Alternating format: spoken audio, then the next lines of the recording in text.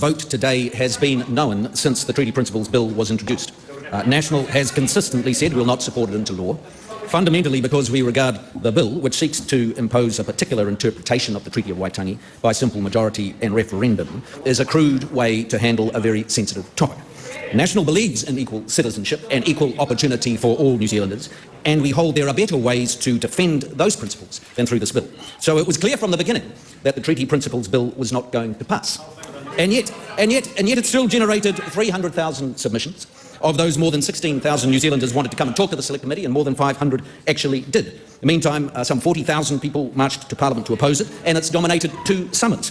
So what are we to make of this? Clearly it shows that many people feel passionately about the topic, and I want to acknowledge the effort so many people put into expressing their views. Some of the submissions were truly remarkable.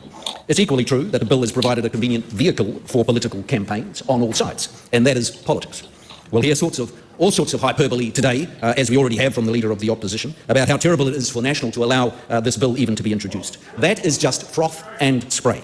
Coalitions require compromises. National opposed the bill and would have preferred it not to have gone forward. ACT wanted to have the bill passed into the law. None of us got what we wanted. That is life under MMP. Our country is not so fragile that we can't withstand a debate about the role of the treaty.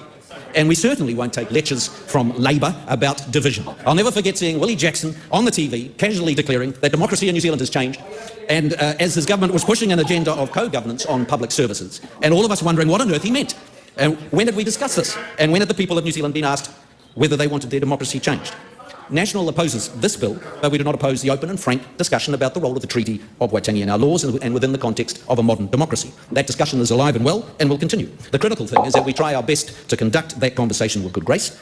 We live in a turbulent world with examples every day of how societies can tear themselves apart.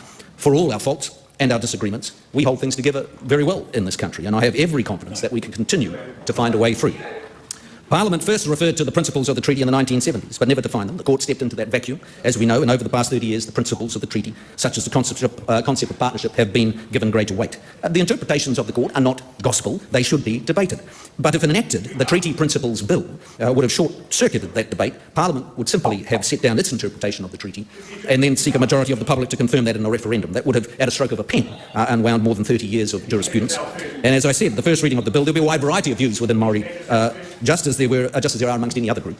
But those opposed to the changes would likely conclude that fundamental change was being imposed upon them by a majority if it were to pass, and that would risk stoking an already keen sense of grievance. That's why National hasn't supported this bill. We continue to believe there are better ways to address the many legitimate questions about the role of the treaty in our democracy today, and is to progress with the numerous specific changes that we're making case by case, issue by issue. The guiding principle is that in that our efforts to honour Treaty of Waitangi commitments, treaty settlements, and to acknowledge tangata whenua, we should never lose sight of the basic expectations of people living in a modern democratic society, such as equal voting rights, equality before the law, and broadly speaking, an equal say in matters affecting their lives and in the world around them. And there can be a tension between those two things, between honouring commitments to Māori flowing from the treaty and the basic expectations of equality in a modern democracy. This is a tension that we can't just gloss over and ignore. Our proposition is that as a nation we should be serious in our commitment to the first, but in doing so should be careful never to lose sight of or drift too far from the second. People ultimately have choices, where to live and where to invest. For our country to continue to succeed, those basic expectations of equality before the law must remain. This is not a topic, I don't think, that lends itself to neat, tidy, single solutions. It has to be worked through issue by issue. That's why we've reasserted the principle that healthcare should be delivered on the basis of need alone. That's why we're pushing back against the previous government's move against equal voting rights in local government. That's why we've unwound co-governance arrangement in core public services and a separate Māori health authority. That's why we've also took the unusual step of introducing legislation to overturn the Marine and Coastal Area Act decision in the Court of Appeal. And we're now considering, following the Supreme Court's decision, what next steps are necessary, if any. That's why we're embarking on the challenging task of reviewing the treaty references in existing legislation to ensure that they're clearer about what Parliament does and doesn't mean, or to remove the treaty references if there is no clear reason for having them. None of this is easy. And at the same time, we're committed to continuing and completing the treaty settlements process that was begun in the 1990s. Around 2/3 of the settlements have been completed, many under previous national governments. It's been a bipartisan effort across many decades and has involved thousands of Māori up and down the country studying history, negotiating, forming new structures to manage settlements. Successfully, we have re-established strong financial basis, confidence and ambition. The settlements have never been an exercise in achieving perfection. Many Māori complainants will rightly point out that the settlement payments reflect only a fraction of what was lost, and that's true.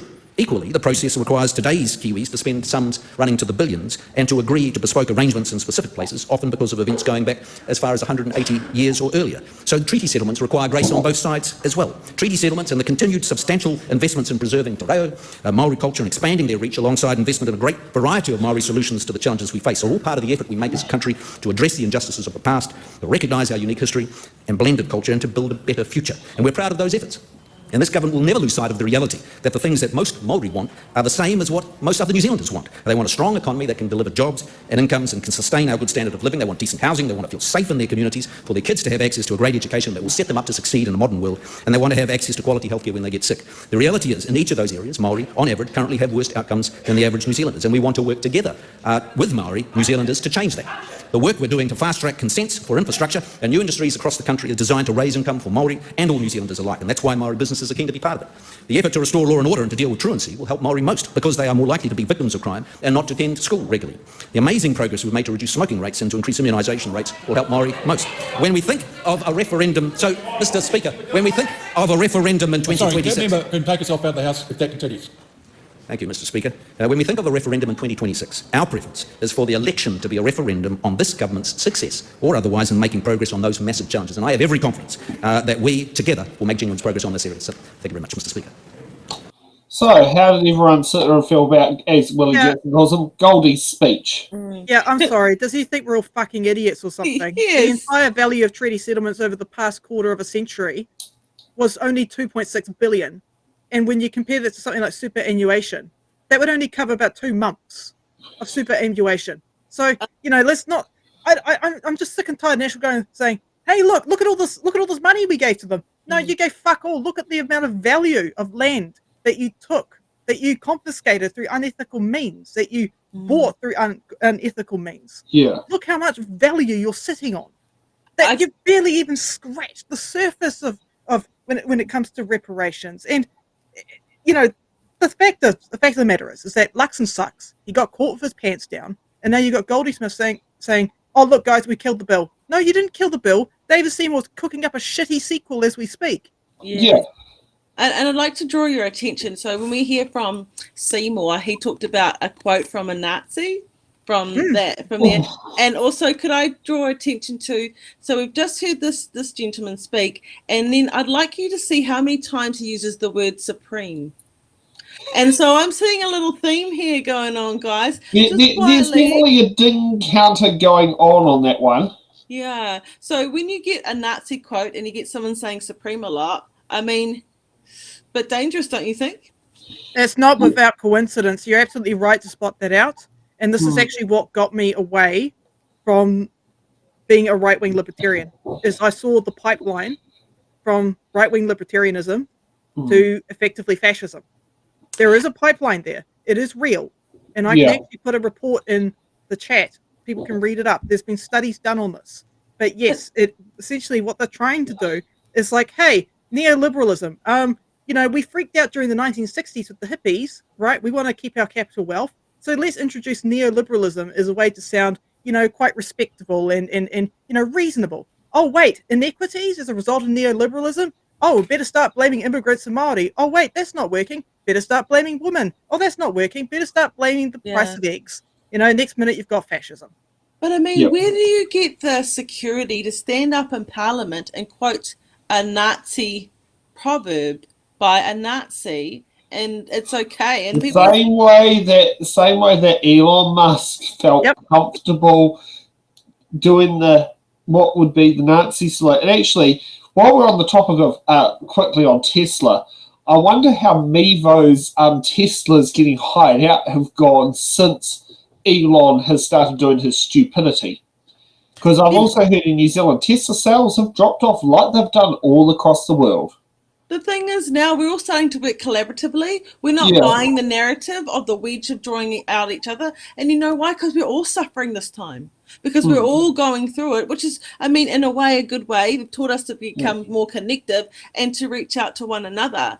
But I mean, the supreme words being sliced in there and saying, hey, sorry that we damaged your whole whakapapa lineage and ancestors and took everything, but here's some money. Māori don't want money. Māori want to participate and protect and have partnership of how our babies are raised, you know? Yeah. And so when somebody doesn't want other people involved, then you are the hierarchical, patriarchal system that is just going to have your narrative and do what you want. You don't want to work together. You just want to say, here, you get this. And again, if I'm a woman, Sam, can I speak on behalf of men? I don't think that would be very appropriate at all, So considering there are things that we go through that you don't, and there's things that you go through that we don't. Exactly. So how can this Tauiwi man speak about what Māori want or need? I don't know. I mean, Luxon did Respectfully mistake him as being a Māori member of the party, a Māori member of his front bench at one stage, when he wasn't.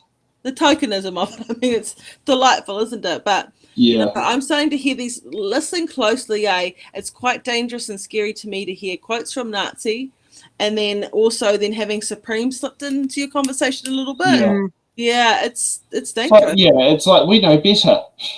Yes, but Yeah. it's the ego of it to flick it in your face, even Yeah. on such a high level of exposure. Or in this case, where most people probably wouldn't even follow the speech quite to the same point like we do. And Yeah. our followers on all our social media channels following us right now. Yes. Okay.